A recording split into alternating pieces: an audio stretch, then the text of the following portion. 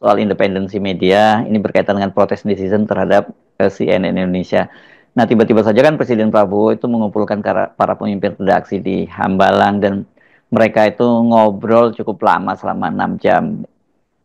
Beberapa pemret itu hanya menyebut mereka itu membahas berbagai isu aktual tanpa menjelaskan secara spesifik apa gitu ya yang mereka bicarakan. Nah, dan di media sosial ini banyak disoroti dan netizen itu mencurigai gitu bahwa apa ini ada bagian dari upaya untuk mengkooptasi dari para pemimpin redaksi ini, dan itu yang praktek yang selama ini sudah terjadi di era rezimnya Jokowi.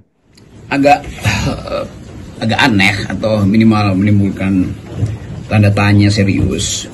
Mengapa pertemuan antara pemret dengan presiden itu tidak diberitahu substansinya, sehingga orang menduga-duga itu.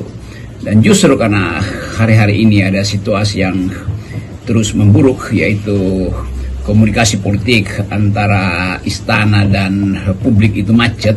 Macet dalam arti para komunikator politik istana itu tidak bisa membaca apa sebetulnya yang merupakan elemen utama di dalam gerakan Indonesia Gelap, kabur dulu. Jadi semua hal yang sebetulnya harusnya diterangkan pada publik, dan itu kemudian dibungkus sekedar dengan berita bahwa ya itu pertemuan silaturahmi dan semua hal yang dibicarakan itu tentang nasib bangsa.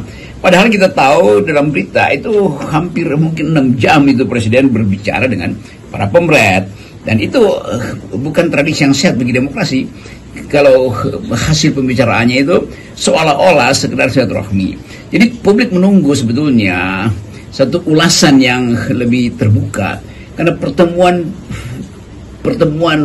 pers atau pejabat tinggi pemimpin redaksi dengan presiden itu artinya rakyat ingin tahu, karena itu saluran rakyat untuk menilai apakah isi pertemuan itu membicarakan rakyat atau justru sekedar upaya untuk menyelundupkan kepentingan kekuasaan melalui pers. Kan itu dasarnya. Jadi kita tetap tunggu bagaimana pemimpin-pemimpin redaksi ini mempertanggungjawabkan yang disebut publicity itu dengan menerangkan apa isi pertemuan itu.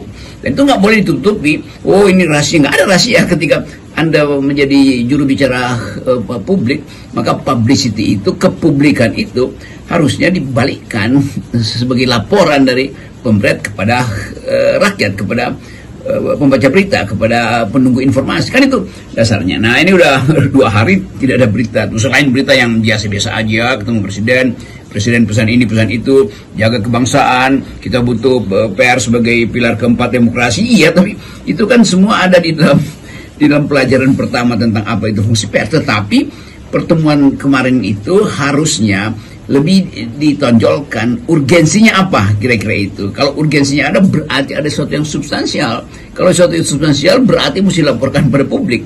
Kan itu yang kita sebut sebagai komunikasi demokratis.